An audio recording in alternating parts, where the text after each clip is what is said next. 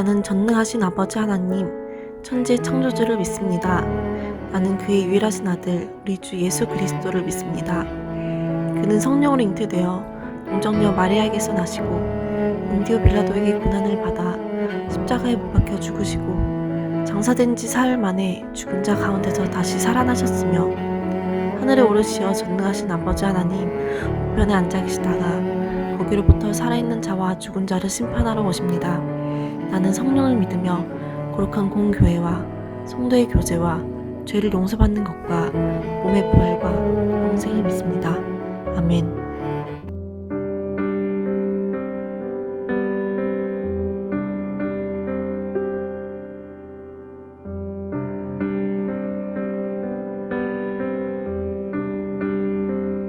날 사랑하는 이 예수, 날 바라보는 이 예수, 날 지켜주는 이 예수, 날 용서하는 이 예수.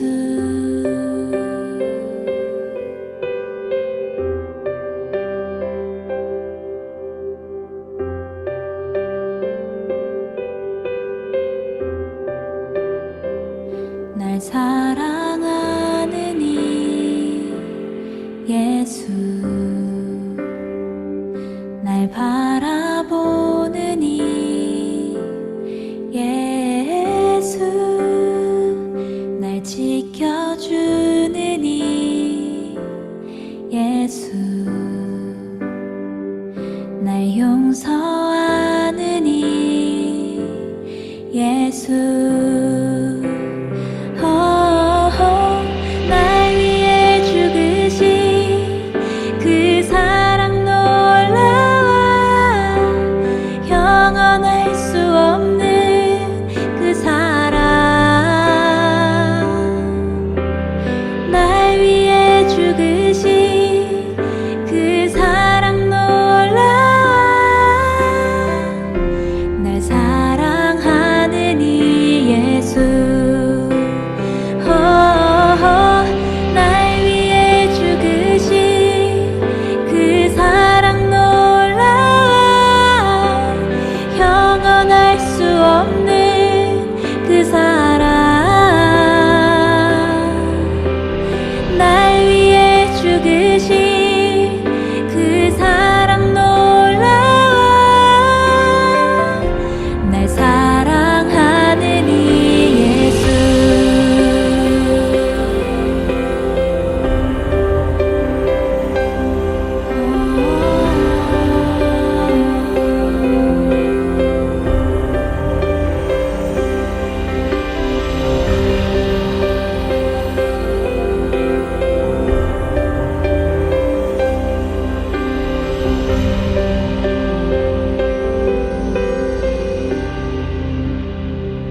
날 사랑하는 이 예수,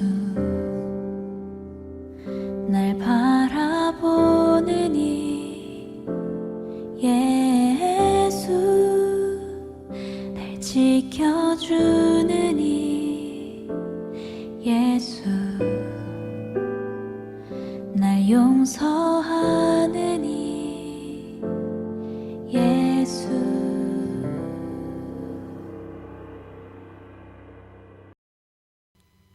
오늘 하나님께서 우리에게 주신 말씀은 예레미야 15장 1절부터 7절까지 말씀입니다. 하나님의 말씀을 봉독합니다. 경청하십시오. 여호와께서 내게 이르시되 모세와 사무엘이 내 앞에 섰다 할지라도 내 마음은 이 백성을 향할 수 없나니 그들을 내 앞에서 쫓아내보내라.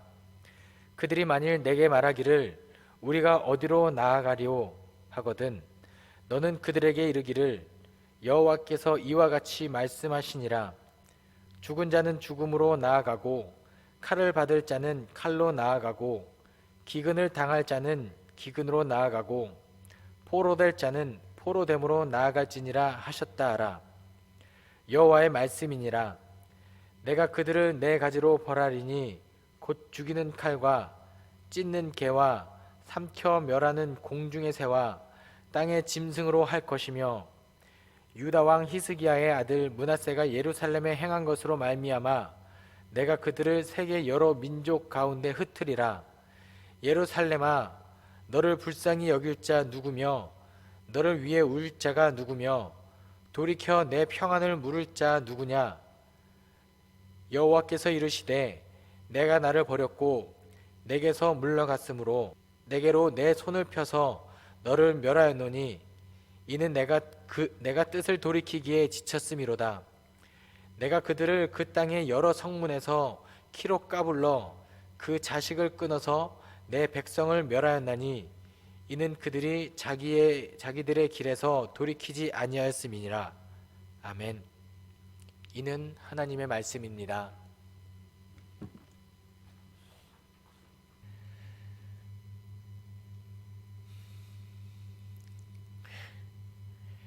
여러분 반갑습니다. 오늘도 이렇게 영상으로나마 여러분에게 말씀을 전할 수 있어서 그것이 얼마나 다행이고 기쁜 일인지 모르겠습니다. 오늘 영상으로 들으면서 가장 제 마음에 다가오는 생각은 우리 청년들 참 보고 싶다, 그립다라는 마음입니다. 여러분들도 동일한 마음이었으면 좋겠습니다. 저 혼자 반가워하고 저 혼자 그리운 게 아니라 여러분들도 이 교회가 그립고 함께 모여 예배하는 날을 고대하는 그런 우리 잠실제일교회 청년부 공동체 되기를 소망합니다. 오늘 설교 제목은 비공개로 진행됩니다. 그래서 여러분들은 말씀을 오늘 잘 경청하셨다가 예배가 끝난 뒤에 오늘 설교 내용에 가장 부합한 설교 제목을 직접 한번 정해 보시기 바랍니다. 그리고 마을 이장님을 통하여 아니면 혹은 저에게 직접 보내셔도 좋고요. 그래서 그 설교 제목을 저에게 보내주신 분에 한해서 제가 미리 정해둔 설교 제목과 가장 가까운 사람을 추첨하여 선물을 보내드리도록 하겠습니다. 이제 말씀을 나눠보도록 하겠습니다. 우리는 지금 사순절을 지내고 있습니다.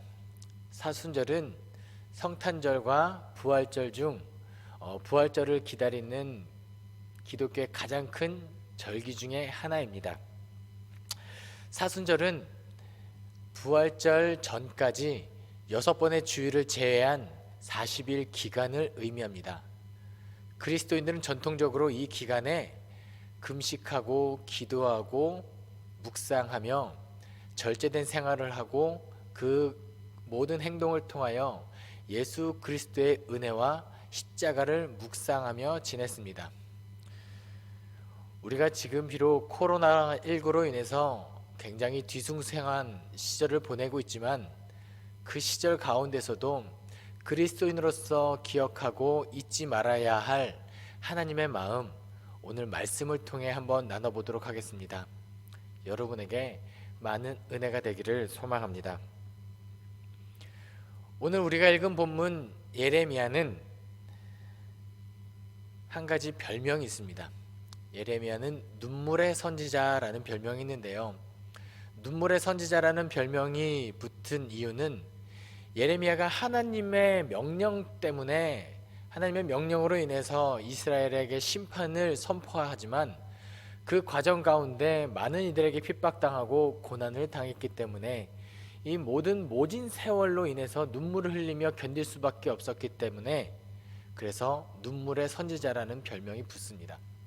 또 한 가지 이유는 하나님의 명령대로 하나님의 뜻대로 남유대가 멸망하였고 그 멸망하는 과정을 예레미야가 눈으로 목도하며 그 조국을 사랑하는 마음, 안타까워하는 마음, 정말 슬픈 마음에 눈물을 흘릴 수밖에 없었던 선지자 예레미야. 그래서 예레미야 선지자는 우리가 눈물의 선지자로 부릅니다. 우리가 읽은 본문 예레미야서는 이렇게 이스라엘 남유다가 멸망하는 모든 과정을 낱낱이 잘 기록하고 있는 책입니다. 그 중에서 우리가 읽은 본문 예레미야 15장은 하나님께서 이제 남유다를 이스라엘을 내가 심판하겠다, 마지막으로 진노로 말미암아 심판하셨을 때 하나님께서 가지신 그 단호한 마음을 잘 기록한 본문입니다. 우리 1절 말씀을 함께 읽도록 하겠습니다. 여호와께서 내게 이르시되 모세와 사무엘이 내 앞에 섰다 할지라도 내 마음은 이 백성을 향할 수 없나니 그들을 내 앞에서 쫓아내보내라. 쫓아내보내라. 아멘.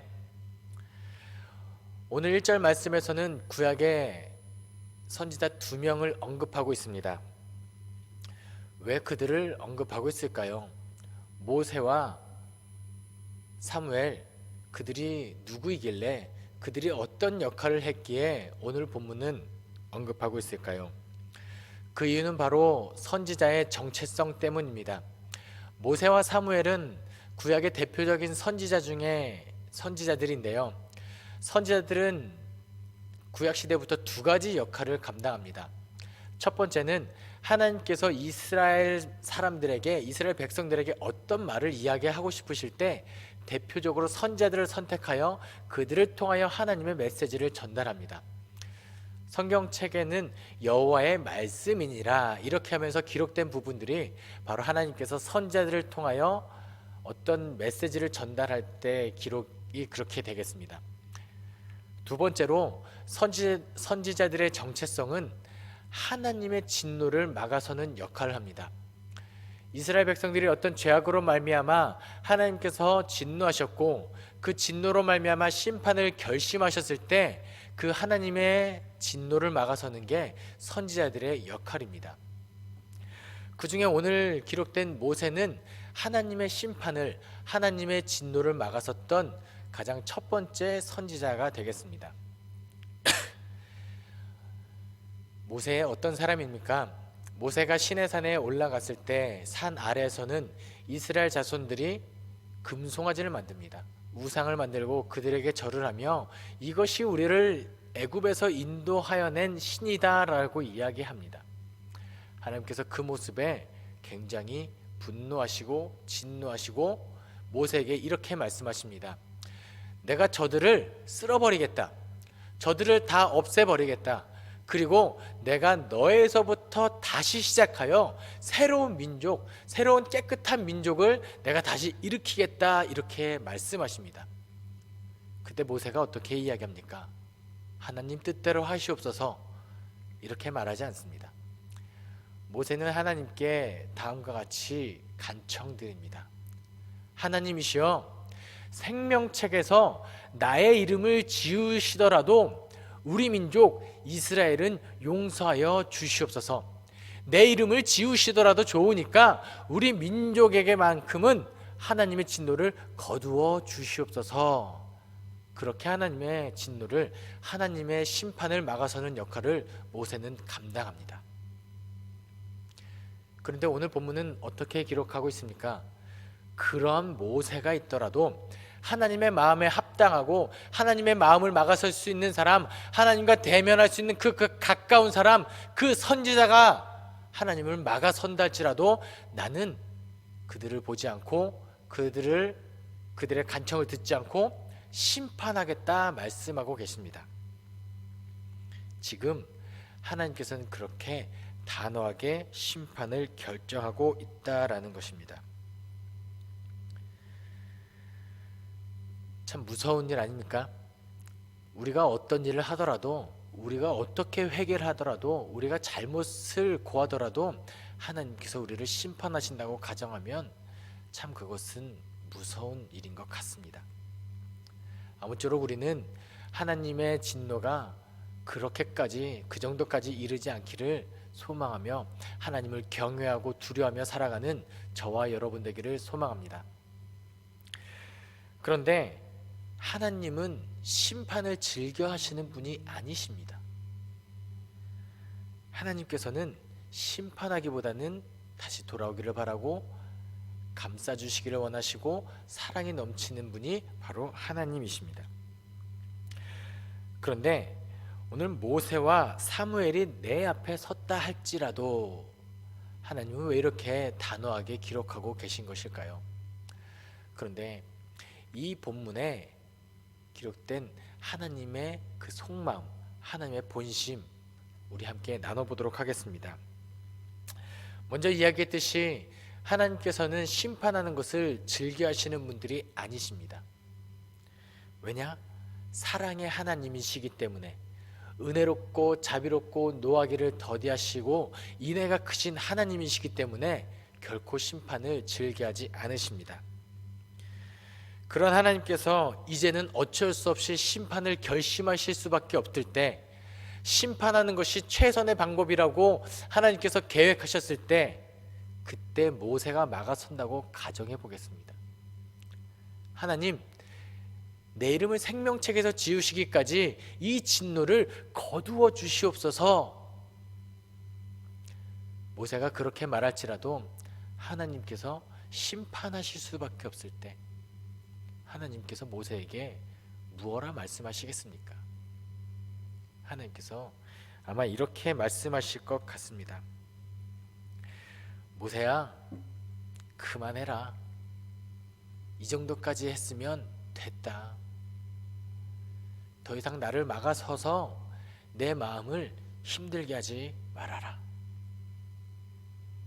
이렇게 하는 것이 최선이다. 하나님의 이러한 마음을 오늘 본문 6절에서 다음과 같이 기록하고 있습니다. 여호와께서 이르시되 내가 나를 버렸고 내게서 물러갔으므로 내게로 내 손을 펴서 너를 멸하였노니 이는 내가 뜻을 돌이키기에 지쳤음이라. 내가 뜻을 돌이키기에 지쳤음이니라. 지금 하나님께서 심판하시고자 단호한 마음을 먹으신 것은 그렇게 갑작스러운 일이 아닙니다. 예레미야 전반부에는 이스라엘이 지은 죄의 목록에 대해서 굉장히 낱낱이 기록하고 있습니다. 왜 이렇게 하나님께서 예레미야서에 이스라엘 죄악상을 낱낱이 기록하고 있을까요? 그 이유는 하나님께서 갑자기 심판하시는 분이 아니시라는 것입니다. 너희들이 이미 그 앞에 이렇게 많은 잘못을 했고 내가 이 모든 것을 보았다. 그래서 내가 지금 심판을 작정하는 것은 갑작스러운 일이 아니다. 또한 이렇게 자세하게 기록하고 있는 이유는 너희들이 지금 죄가 죄인 줄도 모르고 너희 인생 가운데 죄악이 가득한 것도 모르고 있기 때문에 하나님께 돌이킬 수 있는 방법을 자세하게 일러주겠다. 그겁니다. 하나님은 돌아오기를 간절히 바라고 있다라는 것입니다. 그렇게 죄악상을 낱낱이 기록하면서 그 중간중간에 하나님께서는 이렇게 말씀하십니다. 돌아오라. 내 백성 이스라엘아 돌아오라. 패역한 백성들이여 돌아와라. 이사야, 예레미야, 에스겔, 호세야, 아모스, 요나, 미가, 나훔 많은 선지자들을 보내서 이스라엘 백성들의 회개를 촉구하고 돌아가기를 간절히 바랬던 것이 하나님의 본심입니다. 그러나 하나님께서 지금 이렇게 말씀하고 계십니다. 내가 뜻을 돌이키기에 지쳤음이니라. 하나님께서 얼마나 기다리셨을까요? 이스라엘 자손들이 하나님 앞으로 돌아와 다시 거룩한 백성, 하나님의 선택된 민족으로 온전히 살아가는 것을 얼마나 간절하게 고대하셨을까요? 그 하나님께서 이렇게 말씀하십니다. 내 뜻을 돌이키기에 지쳤다. 저는 이 예레미야 15장 6절을 대할 때마다 하나님으로부터 이 말씀을 들을까 얼마나 겁이 나는지 모릅니다. 영호야, 내가 너를 돌이키기에 지쳤다. 정말 끝 아닙니까? 하나님께서 나를 포기하신다는 이 말, 우리에게는 정말 끔찍한 말이 아닐 수 없습니다. 하나님의 마음을 아프게 하지 않았으면 좋겠습니다. 하나님으로부터 다시금 이 마음을 상기시켜서는 절대 안 될 것입니다. 이러한 말을 들었음에도 불구하고 이스라엘 백성은 어떻게 되었을까요? 이스라엘 백성들은 하나님의 이런 안타까운 말을 들었음에도 불구하고 돌아오지 않았습니다. 그래서 결국은 하나님의 계획대로 바벨론에 의하여 멸망당하게 되었습니다. 근데 여러분에게 다시 한번 묻겠습니다. 하나님의 본심이 심판인가요? 아니면 이스라엘 백성의 돌아옴인가요? 후자 쪽이죠. 하나님의 본심은 이스라엘이 돌아오는 것입니다. 하나님께서 바벨론의 손을 빌어 이스라엘을 남유다를 심판하실 때 심판을 계획하신과 동시에 이스라엘의 많은 자손들을 바벨론의 포로로 끌려가는 계획을 가지고 계셨습니다. 왜요? 거기서부터 다시 시작하시려고. 이스라엘의 모든 것을 다 진멸하고 다 없애버리고 그 땅에서 악을 제하여 버리고 그리고 포로로 잠시 그 땅에서 옮겨서 그 땅을 정결하게 만든 다음에 하나님께서는 포로로 끌려갔던 자손들로부터 다시 이스라엘 땅으로 돌아오게 하십니다. 심판과 동시에 회복을 계획하고 계셨다라는 것입니다. 왜요? 하나님께서는 사랑이시기 때문에 그렇습니다. 어떠한 상황에서도 언약을 기억하시고 약속을 지키시는 하나님이시기 때문에 내가 너를 구원하겠다고 약속하신 그 하나님의 약속이, 그 하나님의 놀라운 사랑이, 하나님의 은혜가, 그 헤세드가 다시 그들을 돌아오게 한 것입니다. 이스라엘 백성을 포기할 수 없었던 그 하나님의 마음이 여전히 우리에게도 유효하다라는 것입니다. 저는 사순절을 지내는 동안에 저와 여러분이 이 하나님의 마음을 기억할 수 있었으면 좋겠습니다. 우리 이제 마지막으로 찬양 하나를 함께하며 설교를 마무리하도록 하겠습니다. 내 백성이 나를 떠나더라도 포기할 수 없는 하나님의 본심이 있습니다. 내 모든 걸 내어주더라도 다시 얻고 싶은 하나님의 마음이 있다라는 것입니다. 우리가 그 마음을 기억했으면 좋겠습니다. 이제 그 하나님의 마음 앞에 기꺼이 돌아가겠노라고 다짐하며 함께 찬양하도록 하겠습니다.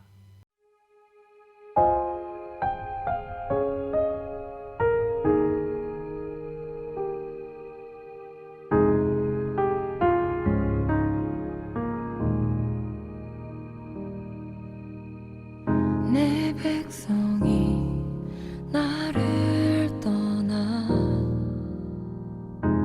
돌아섰지만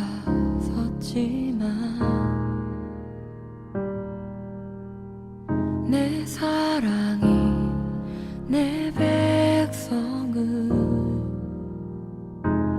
포기 못하니 내 모든 것 내어주고 나 그들을 얻으리라.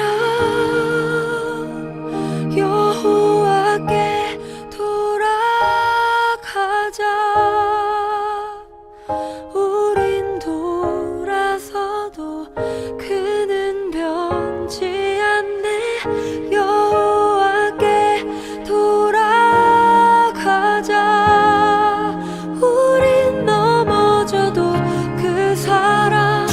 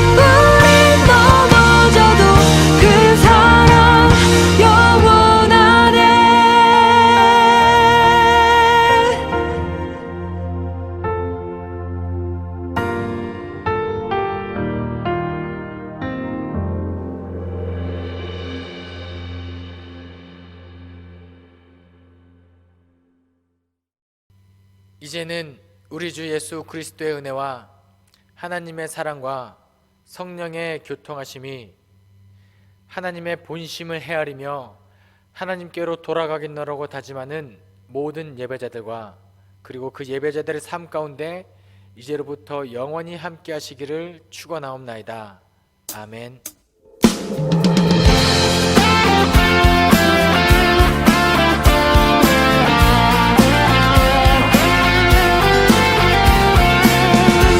참된 사랑과 기쁨으로 부르시는 그 주님의 음성 앞에 우리의 믿음으로 나아갑시다. 주님 되신 것